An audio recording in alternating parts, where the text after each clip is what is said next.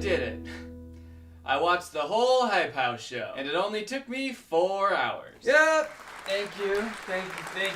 Guys, thank you guys. That's right, Greg. In case you didn't know, the internet's most popular content house now has a Netflix reality show. It came out a couple weeks ago. I watched the whole thing, and I gotta say, it was honestly a huge disappointment. When I first heard that the Hype House was making a show, I was like, okay, that'll be kind of interesting. I mean, like, there are a lot of huge TikTokers in the Hype House, right? Like, isn't like Charlie D'Amelio, Dixie D'Amelio, Addison Rae, aren't they all in the Hype House? I was like, it'll be kind of interesting to see them like navigate all this newfound fame, go into some interesting business-related topics, making content together. But it turns out that those people aren't in the Hype House anymore, and Dixie and Addison aren't in the show at all. Just Charlie is, and she's like barely in it. I guess I haven't been keeping up with all of the latest news on the Hype House, but I didn't realize that like everybody who is really popular has already left the Hype House, which is to be kind of expected with content houses. I mean, that's kind of how it goes, right? They get really popular, everyone in it gets really popular, and then realizes, wait, I don't need to live in a house with like 16 other people, and so they get their own house. That's just kind of how it goes. And that really encompasses the biggest problem with the Hype House show, is I think it could have been like fun to see the Hype House in its heyday. I feel like that's probably at least what a lot of the fans were hoping for, is like a show with all these super famous people in it, like hitting their big break during the show. But instead, it's kind of a show about the Hype House falling apart. It was so much fun just creating content every day.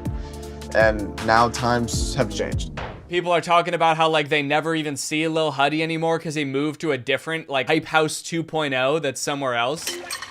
I haven't seen Chase in like forever. I know, I haven't seen him since the last house. And like most of the members of the Hype House, I didn't even know who they are. I had to really pay attention when they were introducing everybody because I was like, who the fuck is that kid? So there's a few different plots that the show focuses on, but one of the main ones is surrounding Thomas, who's like the founder of the Hype House. I think Thomas was actually in Team 10 also, so wonder where he got the idea. At first, Thomas comes off kind of seedy to me. He just seems like a businessman who is like capitalizing on his friendships with all of these famous TikTokers, a lot of whom seem a lot younger than he is. Also, one of the first things he does is like take credit for blowing up the D'Amelios and Addison Rae. We've launched people like Charlie and Dixie and Addison. Being a part of this brand really helped blow everyone up. Damn, dude, you discovered Charlie D'Amelio? That's crazy. You must have gotten like super lucky to find her. Yeah, when I discovered Charles, that's her full name, Charles D'Amelio, she was just some nobody making TikToks in her room to her 60 million followers. But I took her under my wing, I taught her everything I knew, she gained another 1 million followers, and then left the Hype House and gained another 40 million followers. There's also a part where he's talking about kind of like what led him to create the Hype House. I used to walk to a middle school where I went with a lot of kids that had money and I didn't.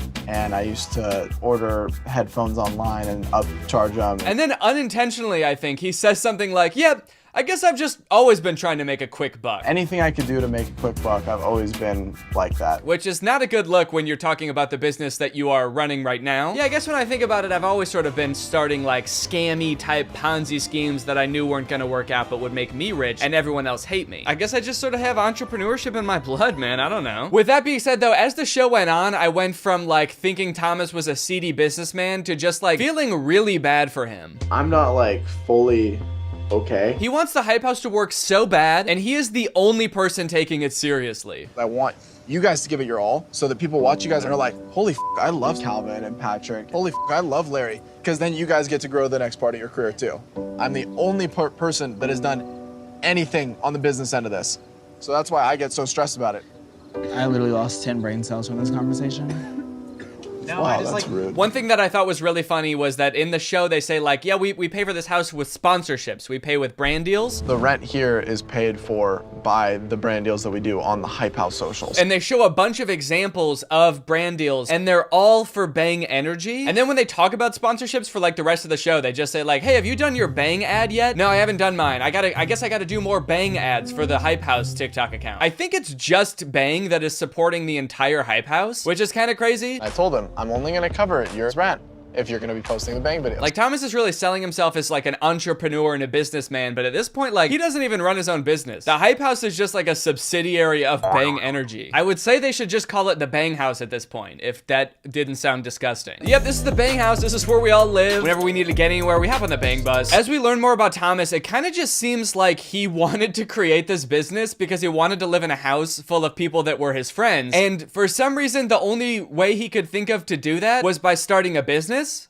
where all of his friends are like employees. I grew up quick and I never really had a childhood. I never had one place to call my home, and that's what I do here. Which honestly seems like the messiest and worst way he could have possibly done it. He pitches it as having this appeal of like, everyone can live under one roof and we can all post together and the rent is paid for by the Bang ads. But then we find out that literally nobody wants to do these Bang ads. Like, nobody is doing them. We really don't have that much to do, and we still suck at it.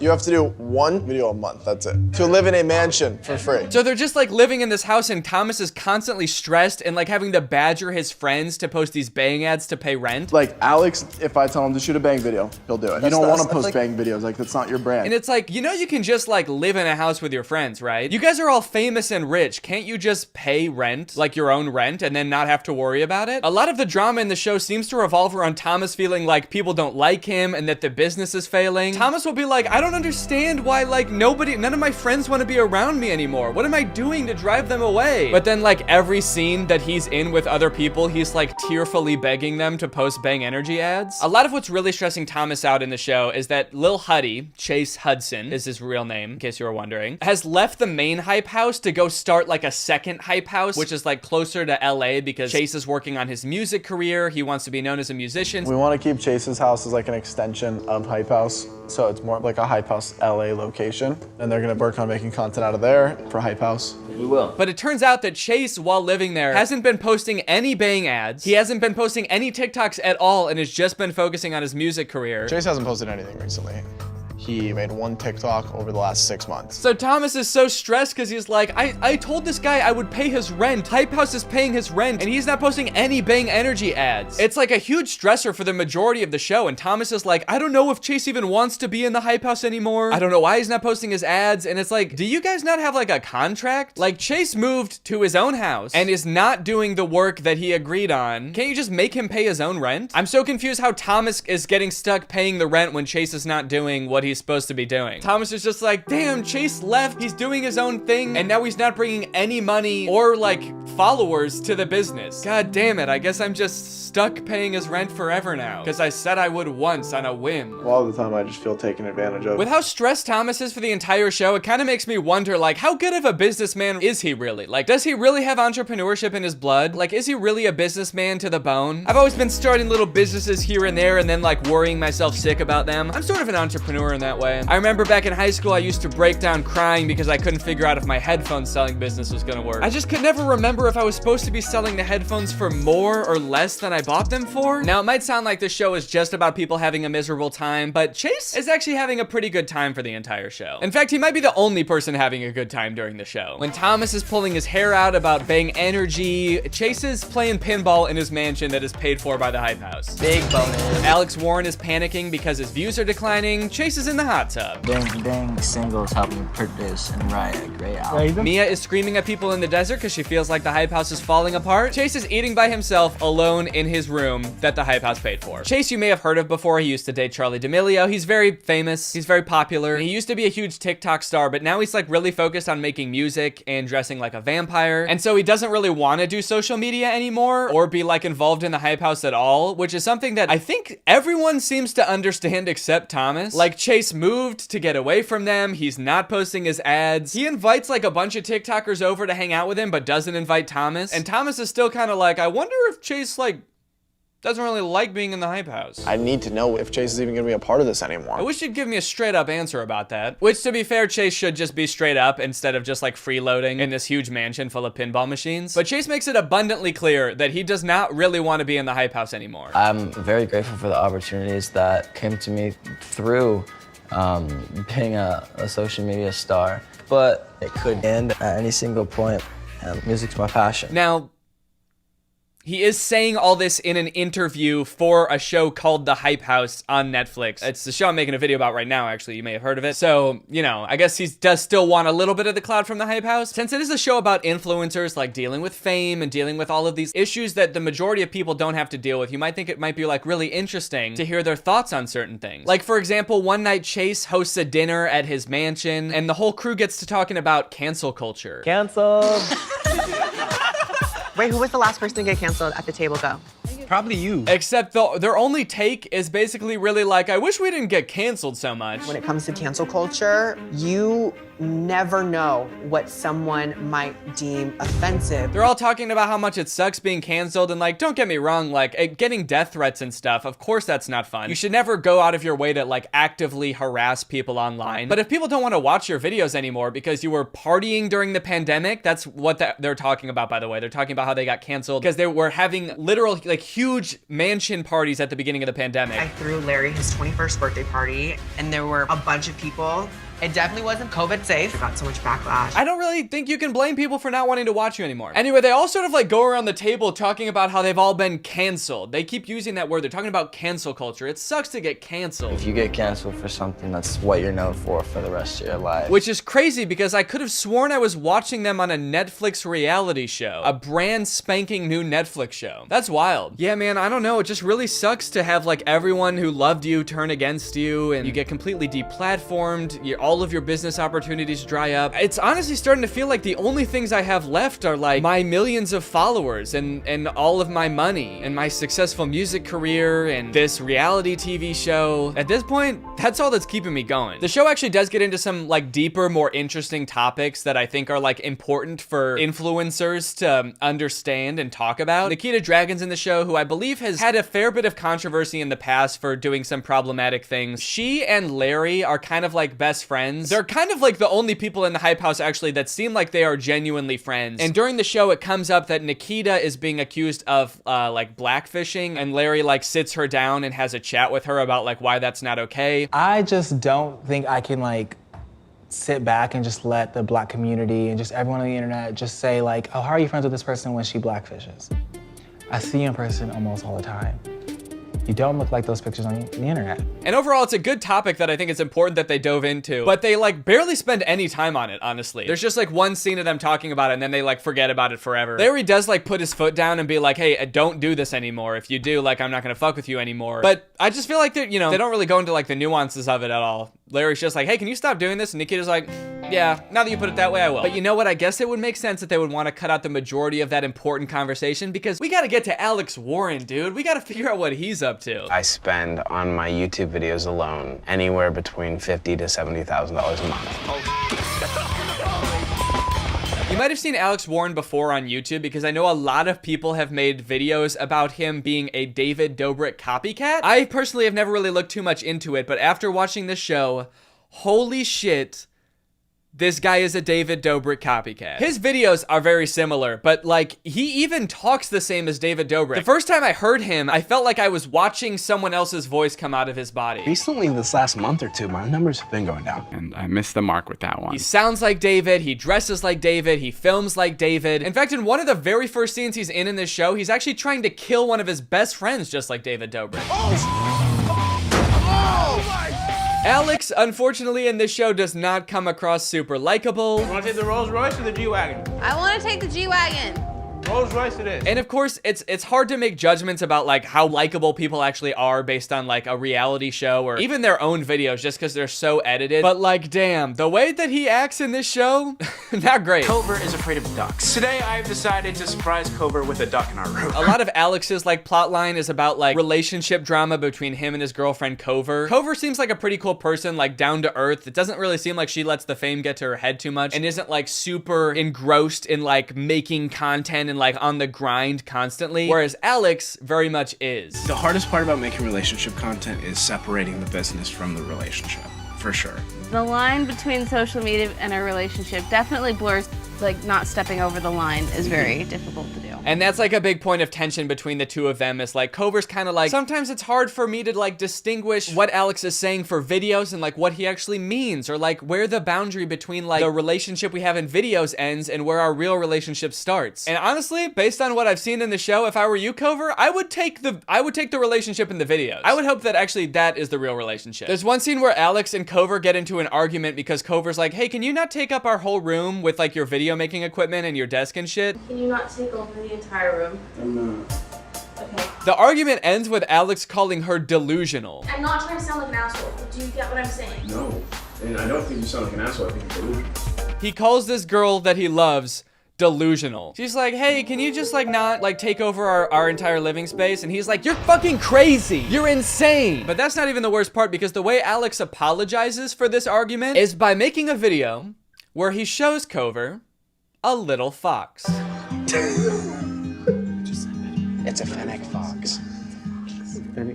And she does think the fox is very cute. She likes the fox. The fox is actually so cute. I guess this was a really good, like, apology from Alex. It's just like your way of apologizing for something you did off camera is by like making a video for your own channel. Couldn't you have done something off camera for her? Something nice that doesn't make it just seem like you were like out of content for that day. Cover really wants Alex to like get serious in the relationship. She wants to settle down. She wants to get married and have kids. But Alex feels like he's like not really ready yet. He feels like he still is a kid at heart. He wants to like keep making videos. I'm in a full-time job right now, and I'm in a full-time commitment of trying to make people laugh and make people feel a certain way. And I'm not done, you know, doing pranks and doing stunts. So kind of like a touchy subject, right? Probably something you don't really want to like joke about or like put on blast online, right? Well, I guess not according to Alex, because while Alex is kind of worried about like his declining views lately on his YouTube channel, he decides that one way he might be able to sort of like boost his numbers is by having a fake proposal and wedding on YouTube. Alex having the fake wedding makes me feel a little hurt because it's something that I really want, and to like fake it is like a little messed up. I definitely don't think he realizes that it might be like toying with my emotions, because he doesn't really think like that. He just thinks, okay, bit, this is bit. This scene really makes you feel bad for Cover, because she keeps saying like, I mean, I guess it'll be kind of fun, but I just kind of wish it was real, so that's gonna make it kind of hard to get through. It's like, god damn, dude. And I think it's a little cruel, to be honest, but at the same time, like, I guess anything for views. Even other members of the Hype House are like, yeah, this is kind of fucked up. I don't know why we're doing this. I'm not sure how Cover feels about the wedding. I haven't really asked her. I think that she's, you know, really taking it seriously and going out and buying a super nice dress. You haven't asked? You didn't ask her if she was cool with doing this? What, did you just set up the tripod and propose to her and be like, this is fake, okay? It's fake, I'm gonna edit this part out, this isn't real. Cover, ukulele, pineapple juice, coconut milk, and then do you take this hunk of beautiful meat to be your husband? I do. It just seems like a really bizarre relationship, and like every scene that Alex is in is just like miss after miss for me that did not make him seem like a super likable guy. So what do you want? To get married to you in a reasonable time. Okay. You know what I want? What? Just to not worry about that. At the very end of the show, they do go into Alex's home life. Apparently, he comes from a very difficult household. It seems like his dad died when he was young. His mom and him aren't on very good terms. It kind of sounds like she was pretty, bad. When I was 17, my mom handed me an eviction notice. I just left and didn't take anything except for a computer and a camera. And so I was homeless. But after the entire show showing just like Alex kind of being mean to his girlfriend and like being overly obsessed with videos to the point where his girlfriend doesn't even know what's real anymore, it kind of just seems like the show was just like trying to throw a Hail Mary to make you like this guy. And honestly, it did kind of work. I did really feel for him at the end. There was a very sweet scene of him going to visit his dad's grave, and I did tear up a little bit. It was a sweet little moment. Very sad though. In fact, pretty much like everyone in this show is like sad all the time. You got Thomas because all of his friends are leaving, and Alex and Cover because their relationship is on the fritz. Everyone except Vinny. I blew up because of thirst traps. I think Vinny might be my favorite character in the show, not because he's like the most likable guy or the most down-to-earth guy. I just want to see more of him because I'm trying to get like a handle on who he is. Because while everyone else is sad all the time, Vinny is pissed the fuck off, dude. What's wrong? I don't know, I just hate everything.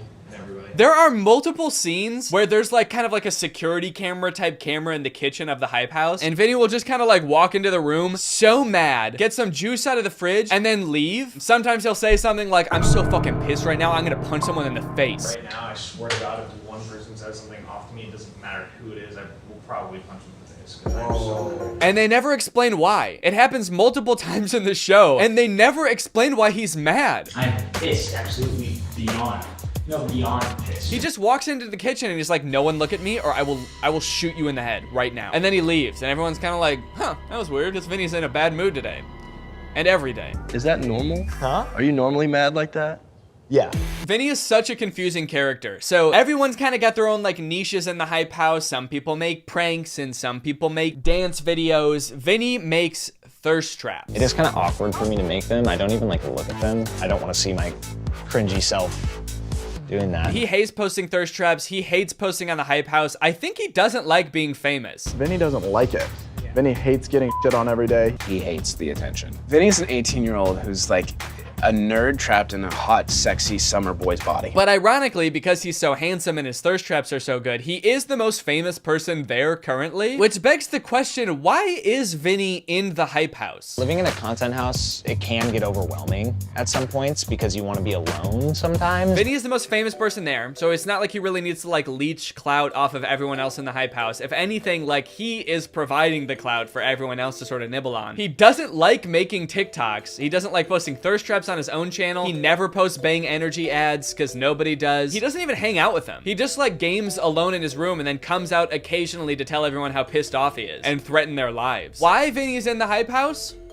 I will never understand. The ending of the show is really weird because the whole show you're like, okay, this hype house thing like is not working. Everyone is stressed. Nobody likes it there. In fact, there's a really funny part where they're gonna have like a hype house prom because I guess a lot of people didn't get to go to their proms due to like their TikTok obligations. When Nikita was in high school and she had prom, she was not out yet. So they're gonna have this like awesome prom. It sounds like it's gonna be really fun. And listen to what Thomas says. I'm stoked that Nikita threw this prom. I feel like everyone together is the perfect opportunity for me to tell them I've been shutting hype house down. It's like, holy shit, dude, no it will not. This most magical night will certainly be the perfect time to tell everyone I'm evicting them. That'd be like if at real prom in high school, the principal came on the microphone, he was like, all right guys, I'm glad everybody's having a great time. Prom is a really important time in your life, so I thought that now would be a really great time to tell you something you will also never forget, and that is that none of you are going to college. That's right, we lost all of your transcripts, so you will not be able to apply to college, unfortunately. So, yeah, who wants to hear that Pitbull song one more time? But then at the end, at the very last minute, at like the last scene in the show, Thomas is like, you know what? I think I'm gonna keep this hype house thing together for a little while longer. I've been stressing a lot lately about what to do with this brand and this group of kids in general, and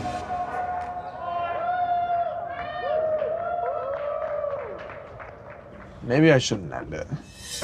And then it just ends. It was ending with like everyone going their separate ways and kind of being okay with that. And Thomas is like, you know what guys? I think I might keep this self-torture going just a little bit longer. So my plan is to add some more people, and I think I found a couple people. I got a lot planned, so stay tuned.